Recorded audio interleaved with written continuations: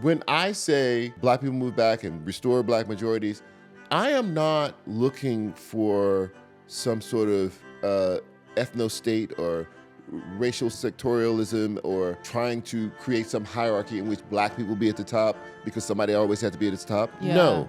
Yeah. No. What I'm saying is that I want a structure where everyone can operate without an oppressive force on top of them holding them down. Yeah. Welcome to Vault Empowers Talks, where we don't just scratch the surface. We dive deep into the lives of some of the world's most influential and thought-provoking people. I'm your host, Brandi Harvey, and I'm excited to announce my guest for today. But before I do, I need you to go ahead and hit that subscribe button so you do not miss any daily dose of your inspiration and motivation that we bring you here. But without further ado, I get the pleasure of talking to the incomparable Charles M. Blow today. Charles M. Blow has been an op-ed columnist at the New York Times since 2008. From MSNBC, CNN, and Fox, Charles can be seen as a regular analyst and commentator. He is a New York Times bestselling author of the books Fire Shut Up in My Bones and The Devil You Know, a Black Power Manifesto. Fire Shut Up in My Bones became the first opera by a Black composer in the history of the Metropolitan Opera. And The Devil You Know inspired the HBO original documentary South to Black Power, which Charles explores his bold theory on Black liberation, Black power, and the reverse migration back to the South. Vault Empowers Talks. Welcome writer, producer, and storyteller, Charles M. Blow. Charles, welcome to the show. Thanks for having me. I am so excited to talk with you today. You're like very, I got to get some of your energy. I know, I'm trying to rub it off on you, okay? Charles came in extra cool, okay? I don't know what happened between Midtown and Dunwoody, but we gonna work it out, okay? How you doing today? I'm doing well. It's a pleasure. I'm so excited. We have our mutual friend. I was telling you before we got on camera that you know my good friend Heather Brown, and we've been friends since we were 14 years old. Wow. She got money now. She didn't have none then, child. We was paying for all her food at the cooker, but in Cleveland. But shout out to Heather. So I'm excited to talk to you. I had the pleasure of watching your HBO documentary.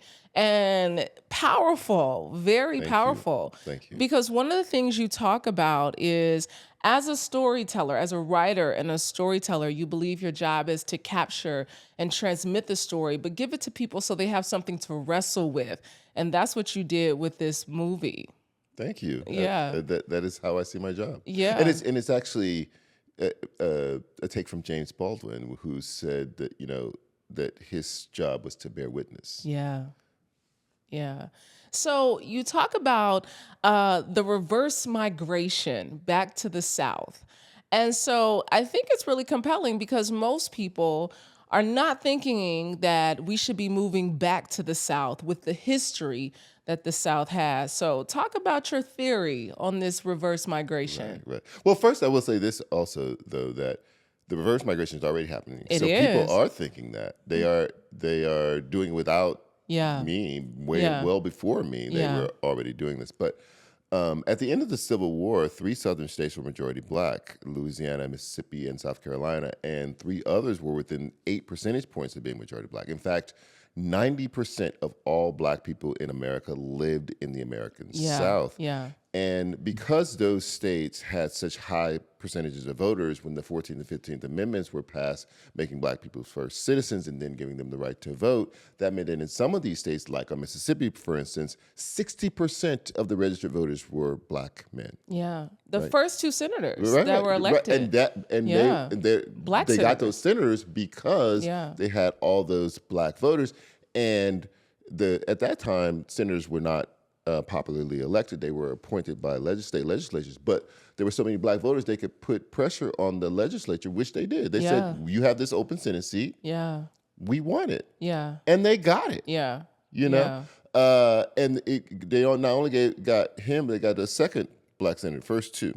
So, but that's just one example of what having that much Black voting power meant to a state. Yeah. Louisiana was also majority Black at the end of the Civil War. They call a constitutional convention. That convention produces the Constitution of 1868.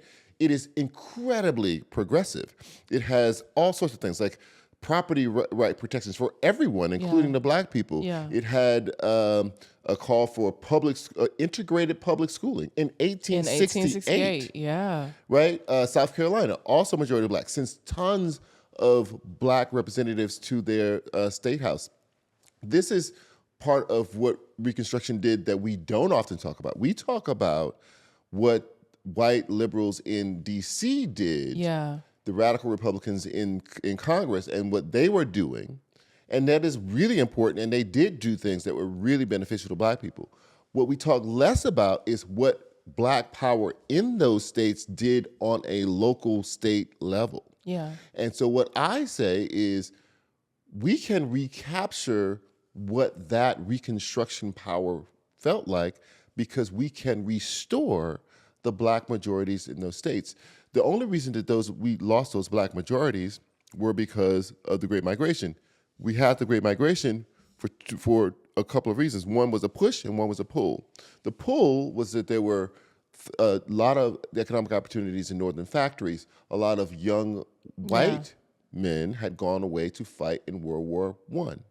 The factories were industrializing. They needed workers. They sent recruiters to the South talking to Black people. Yeah. The push was organized racial terror, and at that point, 50 years of Jim Crow. Yeah. And Black people had dealt with that, though. They didn't move right away. 50 years they dealt with Jim Crow and terror. But then came the boll weevil infestation of the cotton crop. Now the cotton crop is collapsing. Not only do you have the racial terror, you can't feed your family. Yeah. And so those two things happened simultaneously, recruitment and a push, and that gave birth to the Great Migration. Now, we understand why people did that. There were a lot of great things that came out of that. Yeah. But at the same time, now you can imagine what would it look like if you actually had a restoration of those majorities without the same architecture of Jim Crow. Right. With a Voting Rights Act. Yeah. It could look very different and incredibly powerful. Yeah, very powerful. So you talk about this tired and exhausting dance that Black people do when we make progress in this country. Right. And that's what's happening in America constantly, every 50 years, really. You talk about in the movie. Right. Yes. So the dance is that we have these periods of progress largely because, or in conjunction with, white liberal engagement with Black issues, right? And they engage for a while, and then they get tired because it's not really their issue. Something else bigger and more important comes into play. And so they disengage, and into that void, into that vacuum come conservatives and their kind of impulse to repress. And so you see this over and over again. So you have Reconstruction after the Civil War, a massive progress for Black people, and then Northern liberals start to get tired. This is going on now. It's a decade has passed. We're still engaged in this. We're still sending troops there. We're still sending resources there. And now we start to get close to economic problems. Recession starts to creep in, and then we get a contested election. And the liberals say, we want the presidency, and the conservatives in the South are very smart and say, we'll let you have it if you take the federal troops out of the South that are enforcing Reconstruction and protecting these Black people. Now, everybody knows what this is going to mean. It's going to mean that these Black people no longer have the protection of federal government and arms, and exactly what we think is going to happen happens. The terror. Right? So fast forward 50 years, we see the same thing again. The massive progress during the Civil Rights Movement. And right on the heels of it, we get mass incarceration. Barack Obama is elected. We think, oh, this is the greatest thing. And it is great in many ways, but literally months after we get the rise of the Tea Party, it's like over and over. After Brown v. Board of Education, within months of that, you get the White Citizens Council is founded. within months of the Civil War being over, you get the Ku Klux Klan found. Like, it's always an immediate, abrupt reaction that pulls you back a little bit forward, a little bit forward. That's why I call it a dance, like a cha-cha or something. And so we are seeing that again now. You had this massive protest in the summer of 2020. I think the biggest protest for civil rights in world history, not just American history. And in America, the plurality of the people who were protesting were white. There were even more Hispanics than black people protesting, according to the research that Pew did. And as soon as that was over, we saw people rush into state houses. They, in some states, criminalized protesting. Protected people who might injure protesters. Like if you hit them with a car, it would not be a crime. They looked at the composition of those protesters and says something has happened with our white kids. They must be indoctrinated. So you had this word indoctrination come up out of the blue. We were like, we've never heard of this.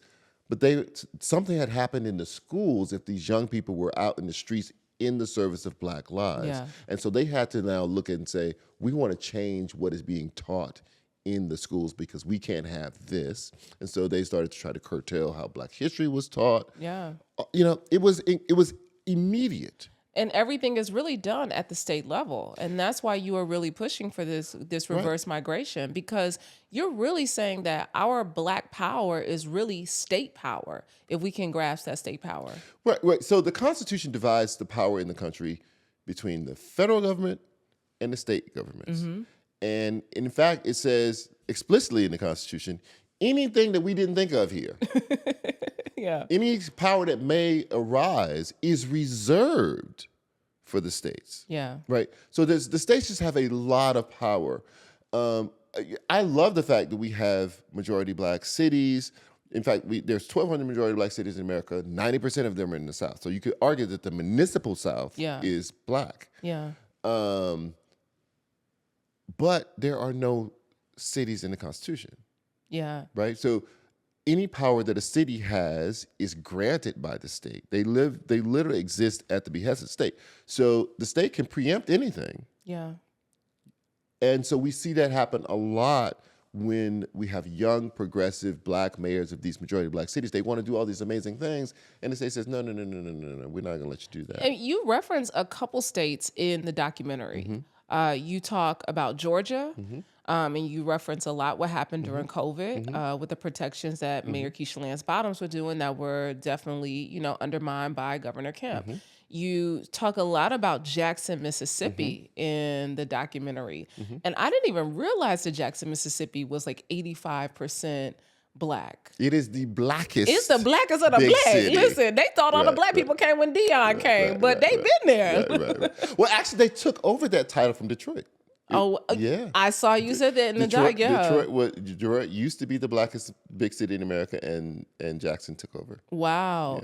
And then you also talk about Maryland, the state of Maryland, and with the new governor, Westmore is the governor of Maryland. And so you reference these states as clear examples of how important it is for us to seize that power. Yes. Because I think, number one, I had to set a definition for the South. Not everybody agrees on what the South is. Right. So some people think only the deepest South is South. I use the Census Bureau's definition of the South, which for them, the South stretches all the way up to Delaware. No one in Delaware, I think, thinks of themselves as living in the South. They do not, and we don't but here. I do. And also, Delaware is the 8th blackest state in America. Wow. And people don't recognize that. I don't think people look at Maryland and... that was what I learned in watching it. Like 32, 33%. Yeah, it's incredibly black. It's almost as black as Georgia. Yeah, it is. That's what I was like. Right. I said, wow, I learned a lot watching this. So it's a very black state, and they were able to elect Wes Moore, which I think is just an incredible thing. And get a favorable legislature, which really means you're able to do things on a state level that help everybody in an equal way. That's all I want. Like, so I always want to underscore this. When I say, Black people move back and restore Black majorities, I am not looking for some sort of ethno-state or racial sectorialism or trying to create some hierarchy in which Black people be at the top because somebody always had to be at its top. Yeah. No. Yeah. No. What I'm saying is that I want a structure where everyone can operate without an oppressive force on top of them holding them down. Yeah. And I have waited for America to do that for everybody. Ideally, any racial composition should produce this. Yeah. It shouldn't have to be anybody on the top or the bottom. But for 400 years, it has yet to produce it. Yeah. And it's hard for me to find a single state that does not have coded into its legislation, into its architecture, some level or many levels of white supremacy. Yeah. I mean, you talk about Mississippi. And Mississippi, when we talk about a city like Jackson being the Blackest city in America, and yet the fabric of Mississippi, when you talk about it in the documentary, was racism is embedded throughout the Constitution of Mississippi. Right.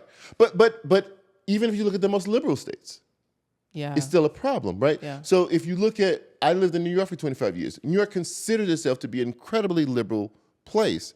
And yet that is where stop and frisk was born. This hyper-policing of Black and brown bodies, where they were stopping and frisking, at one point, at the height of it, more young Black and brown people in New York than there were young Black and brown men in New York. That meant that some people were taking more than one stop. And it's not just like officer friendly saying, hey, let me just touch you. What's going on No. here? Like when you hear the stories of these boys against walls, on grounds, on hoods, roughed up, treated as if they don't exist, that they don't have human rights, that they're not people, you realize how scarring this was to all these people, and 90% of them were never charged with anything. That means they were mostly all innocent. And we were letting them do this to our boys, treat them like this.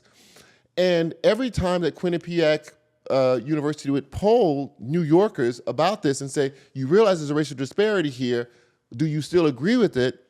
Every time they asked that question, a majority of white New Yorkers said it was fine with them. Yeah. That's a problem for me, right? When you look at a liberal place like Vermont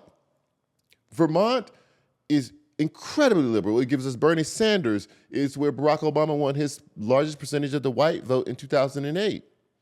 And yet it is Vermont that per capita incarcerates more Black men than any state in America. There's not a lot of Black people there. What are you doing? And Vermont, which was so, I never knew this. Takeover Vermont was a piece by a writer in Playboy.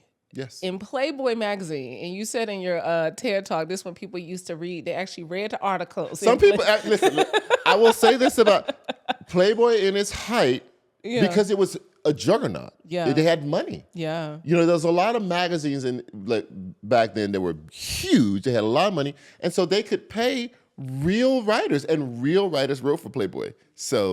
And a writer galvanized Take Over Vermont, which was an influx of liberals into the state of Vermont, which totally shifted the political landscape of Vermont. Right. And you are really imposing that. That's what we need to do as we kind of go back to the South, is to take over. When I read about what had happened in Vermont. And what was it, 1970? Right, so in 72, two students at Yale, writing a Yale Law Review, this idea of, their article was called Jamestown 70, and what they were proposing was this concept called radical federalism. They were saying to white liberal hippies, stop all this bombing and protesting and whatever over the Vietnam War. That's not how you're going to get anywhere.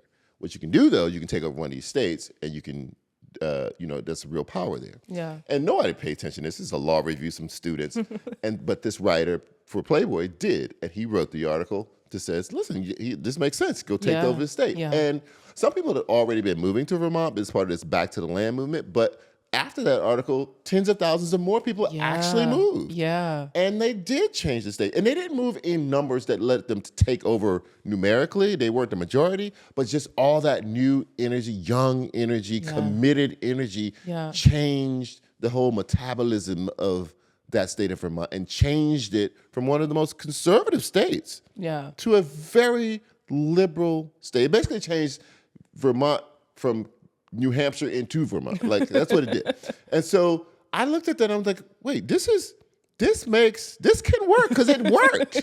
Yeah. So what would prevent Black people from moving in the same way that these young white people moved? Yeah. And just taking over states or moving in numbers that their energy and presence alone transforms the state. Yeah. I mean, and you talk about Georgia being really the nexus of this movement. When you see, of course, how over the last, 30, 40 years, every mayor, has been Black through Atlanta. Yes. And I don't, as a person who I think I'm ahead of the reverse migration. I moved to Atlanta from Los Angeles. Everybody wants to be the first one. I'm a pioneer. Don't do it, Charles. Charles, let me be on the front lines, okay, of the movement. Thank you. I'm a frontier. I've been over here pioneering the South, okay, since 2007. All right, Harry. Come on out. Okay. But you talk about even with places like Georgia where you had Stacey Abrams, who really put a significant dent. And we talk about even, although she didn't win, the state of Georgia was flipped for the very first time since 1992 with Bill Clinton. Yes. Yeah. And here's the numerical, the math on that transformation. When Clinton won Georgia in 92, it was just 25% Black. The coalition that made Georgia go for Clinton was led by white people.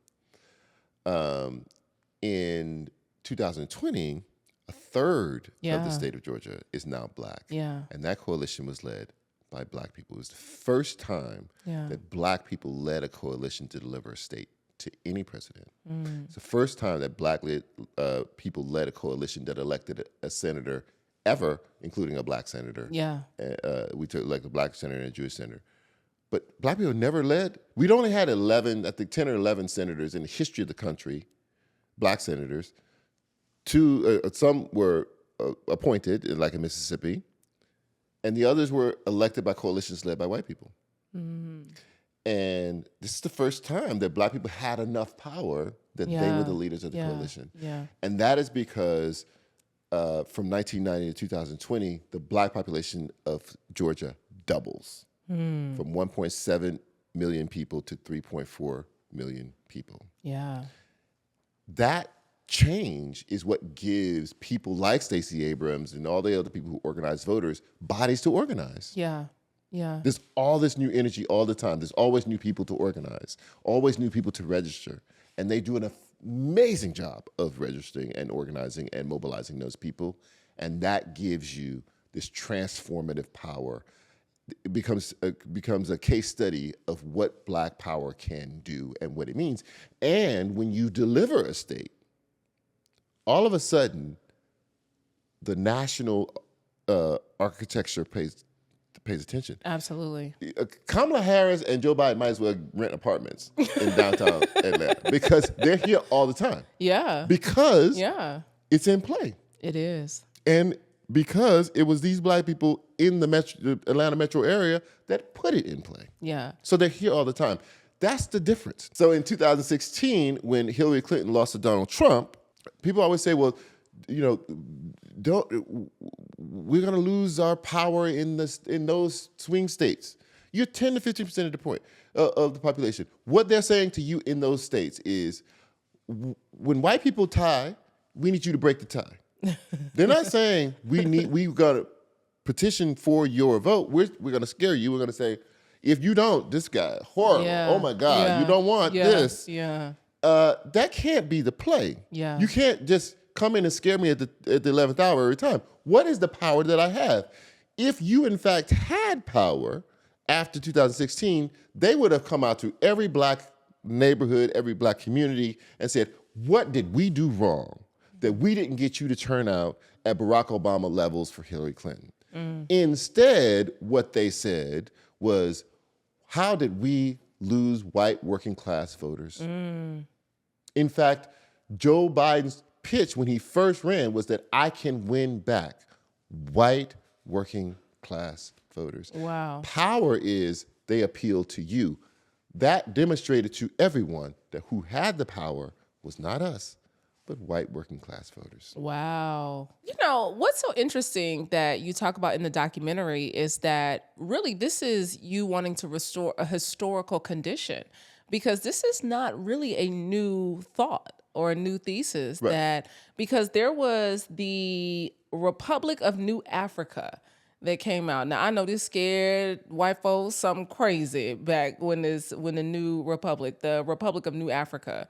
And so, but you reference this because the push was to move Black people and galvanize them to Southern states where they can have that majority political power. Right. So there have been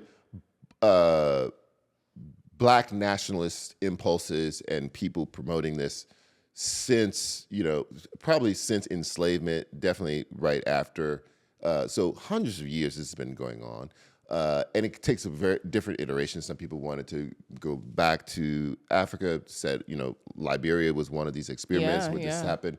There were other people who thought that you could have a nation within a nation, that you could have a Black nation in America. The Republic of New Africa was one of those groups. They thought that you could reclaim the land of the South, not this exact same, but many of the same southern states that I was talking about, those with high Black populations. But they thought that they could kind of have a breakaway nation. Like these would be our states that we would create a new nation. Now, and you're not proposing I that. am not at all. Yeah, like I'm not. I am not. I always tell people I'm not a Black nationalist, right? You maybe say I'm a Black regionalist, but my position is not to be separate from America, but to be stronger within America. Absolutely. To use the American Constitution as an instrument of your liberation when it has been used as an instrument of your oppression. So the idea is to flip the coin upside down. But I look at America and I see that so much of it was built with Black people's sweat equity. Yeah. That I'm not in any way interested in giving that up. I want Black people to enjoy the benefit and the bounty of what their ancestors created in a full way. And I also believe that so much of Southern culture is Black people's culture. Like this, it is. When you're here, you realize like, oh, I didn't know this or that, or I didn't know that all of this food is basically enslaved people's food. You can doctor it up, make it fancy, throw some chives on it. But yes, this is a little zest of lime. But this is still enslaved people's food. That culturally, the music is to a large degree enslaved people's music. That's a very thin line between country Western music and the blues. It's so thin. Like you change just a chord or two and you have changed that music to the other thing. Or that the banjo is in fact an African import. Come on now. But we don't know that. But you kind of feel it when you're here. Like this is ancestral. There's something thumping in my chest and beating in my blood, as Baldwin said. And I can't put my finger on it, but I feel at home. But it's because this is your ancestral heritage. I mean, it's so real because when people ask me, well, Brandi, where else would you want to live? And I said, I love the South. And I was like, I will always have a home in Atlanta. Atlanta feels like home. The South feels like home to me. And one of your friends who you went to Grambling with, she's in the documentary. And one of the things that she said that really stood out to me, the South makes me feel safe, even with its history. Yes. And I think that that's for so many of us, that's so real because we know the history of what we can go back 40 years ago and see what was happening right in this city. Right. But it still makes us feel like this is the devil I know. But also, there, like I mentioned before, there's 90 that there's 1,200 majority Black cities, 90% of them are in the American South. Almost every capital city is majority Black, right? And so a lot of times people, when they say that, they're living in one of these places that is majority Black, and it does feel safe. I always describe it as like an archipelago. Like there's islands of Black safety in the middle of this dark water, right? And so I think a lot of us land in those places, and having Black leadership on a local level, whether it's mayor, police chief, it just changes relationships between the people who are governing and those who are governing them.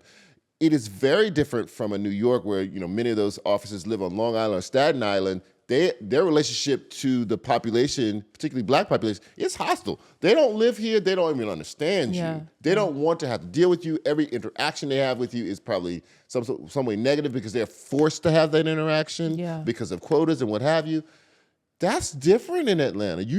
I just don't sense hostile policing. No. Definitely there's no militarized policing in the way that there is in a New York or a Los Angeles or Chicago. And that does lend itself to a feeling of safety. Yeah, it does. It really does. And that's hugely important, particularly for a lot of people who do migrate. They may not migrate for that as the primary reason. Most people migrate for economic reasons. Absolutely. Absolutely. Economics always moves you. But there are also ancillary reasons like that are really important. I don't feel like my kids are being harassed. Like I was in New York during Stop and Frisk with 2 boys. I had 3 children. 2 of them were teenage boys.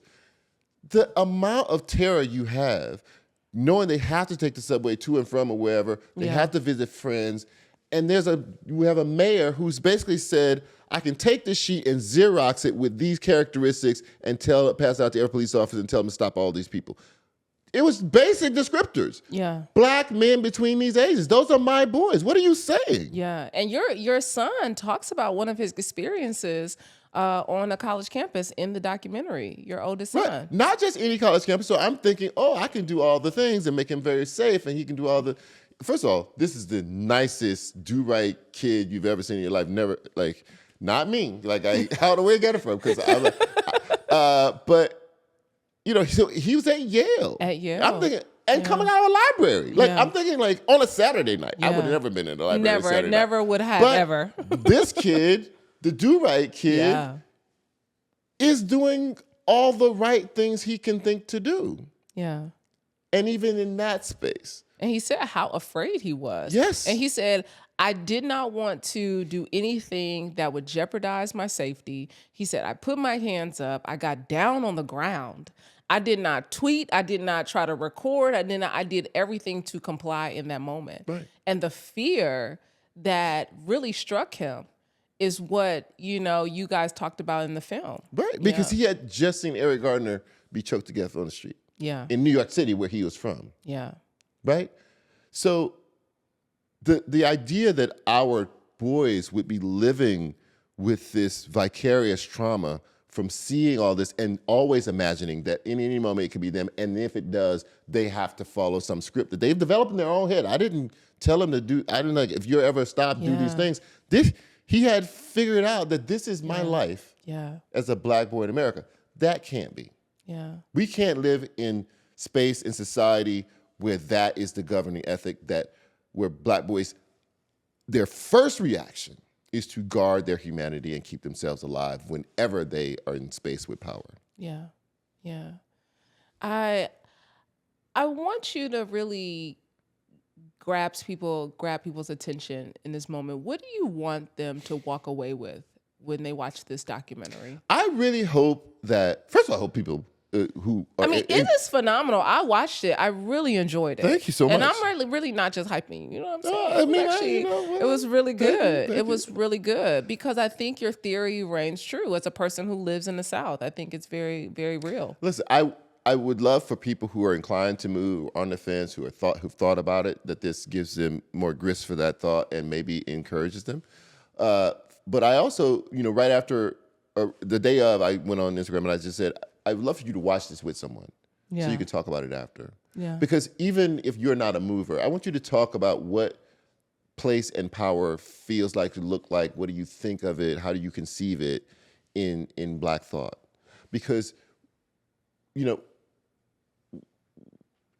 can say, we don't have state power. Let's just say that. We have a bent knee posture. We have to cajole, convince, demand, insist that people with the power treat us fairly. Yeah. But that's an appeal strategy. You have to appeal to somebody with the power. What if you didn't have to appeal to somebody with the power? What if you had it? Now, you can say, oh, well, it's too hard, too difficult, I don't want it. Or you can say, I'm so seduced by the liberalism in the place that I am that I don't want to give that up. That's a position. Yeah. I always say that liberalism and racial egalitarianism are not the same thing, though. So you can have a liberal New York where everybody is obsessed with recycling and believe in gay marriage, and they want women to have all their access to all reproductive rights and services, and at the same time believe that stop and frisk is perfectly okay with them. Yeah. Right. So but you can say you want that, do that, but at least be honest with yourself. Say you're scared. Because if you're scared, I don't want you. Right. I do want people who are brave. I want people who are open. I want people who want a better life for their children. Yeah. Even if the benefits don't redound to them, it redounds to their children and their grandchildren. I want people who have some vision of power that is not begging other people and is not run through their sympathies. You talk about it being exhausting, and you talk about some people being scared. I can imagine, and you've been very open about your own mental health journey along the way. How has this really played into your mental health journey? Well, I mean, I moved to Atlanta. I didn't know what I was getting into. I was like, I don't know. I've been in New York for 25 years. I thought I was going to live the rest of my life in New York. And moving is generally, regardless of why you're moving, it's just stressful. It's so stressful. Yeah. But I moved to Atlanta. It's 3 months, I think, about 3 months before the COVID lockdown. So it just was very quiet. And I think that was good for me. Yeah. And even now that we're back open, my existence here is so much more quiet and calm than living in New York. New York is a lot now. Yeah. So you either love a lot or you don't love a lot. But if you're going to live in New York, you love what one of my friends called is an assault on the senses. Right? I have never heard it put that way, but I would totally agree with that. It is an assault on the senses. Yeah. And so you get into it or you don't. But I have gotten into being back in the South and having a slower, more peaceful, relaxed state of being. That may not be for everybody, but I like it for me. Yeah. So it's been helpful in that part very of your life. Very. But also, like, not all my kids are grown, so that takes another level of stress off too. Like, and also there's no more college payments, so like that takes another level of stress off. So you real free right now? I'm super free. Like my money is mine. That's the first time it's been since I've been an adult. So you got some freedom now. Yes. And when you look at the landscape, do you have aspirations of being politically involved? No, You're just writing the story. I've lived too much. I can't be a politician. They're going to dig it all up. Okay. So how important is this next election to Black Americans in whatever state that they're in? Well, the next election is important to the survival of the country. And I say that I hope I'm not sounding hyperbolic, but it's hard to sound hyperbolic about the level of threat because it's very real. The idea that Donald Trump is still competitive with Joe Biden in some cases, in some polls at this point, a year out, leading him in polls. Yeah. Under this many lawsuits, losing a lawsuit on sexual harassment or it's just extraordinary. Just that on its own, a Black man could never. Could never. Could never. Could never. You sneeze wrong and you were out. So, Listen. So that's happening. And at the same time, that person is saying out loud that his ambitions are to dismantle democracy as we know it, and there are conservative groups and part of his team that are already literally drawing up actual plans. So it won't be like a fluke. It won't be like, oh, I'll just try to figure out what horrible thing I want to do today. It's like a from day one plan. Yeah. So, and if you think he fought to stay in power this time, he learned from that. So would we ever be able to get rid of him? So it's really serious, not just for Black people, just for the country as a whole. But whenever anything happens in the country that's negative for the country, it's super bad for Black people. So I don't know. Right. It's always exponential. Yeah. So whatever bad experience the country may have, it's going to be worse for marginalized people. Yeah. Always. Yeah. But then what would you say to those people? Because you recently wrote a piece in the Times when people say that he's not that bad, right? You kind of lend your voice to that. And so what would you say to those people who are voting in this next election, why it's not so bad? Well, first of all, this is what I always think about elections. Forget the people. I don't care who these people are. I don't want to drink with these people and have people over to my house. I don't care about these people. What I care about is policies. And I vote defensively most of the time. Who do I need to protect myself from? I don't need to like this person. Yeah. People get the misconception that like if I vote for you, that means I'm giving you something. So you have to earn the thing I'm giving you. Or I'm endorsing you and you gotta earn my endorsement. We're in a system. You're in the system regardless. Yeah. If you're not at least willing to defend yourself, I don't know who doesn't fight back when they're being attacked. Right. But if you are somehow create in your mind a situation where I have this precious thing and either I'm gonna be wooed to give it to somebody or I'm just gonna keep it to myself, you're not fighting for your own life. You have to cast that vote against the person who you don't want to have the power over you, your mother, your father, your children. That's good. That's really good. I don't think most people think about it. They don't. Yeah, they don't think They think about it as gifting. Yeah, they do. I've never heard anybody even explain it that way.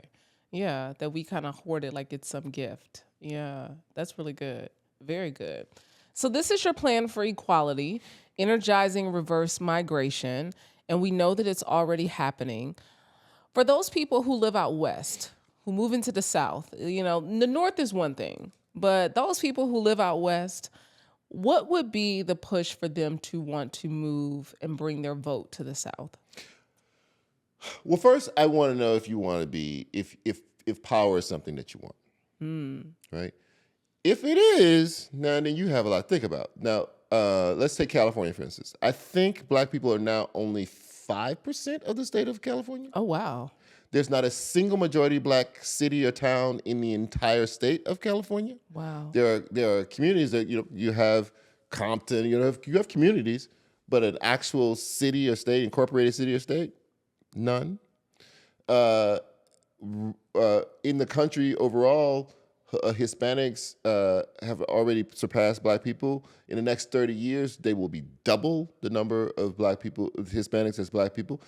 There'll be several southwestern states that will be majority Hispanic, not minority, majority Hispanic. They should send representatives to Congress and elect governors who protect their interests and support their interests. I support that. Yeah. 30 years from now, there will be more Asian people in America than Black people, many of them in California on the West Coast. They should exercise their power to protect their interests and promote their interests. There is not a single state in America that is projected to be majority Black.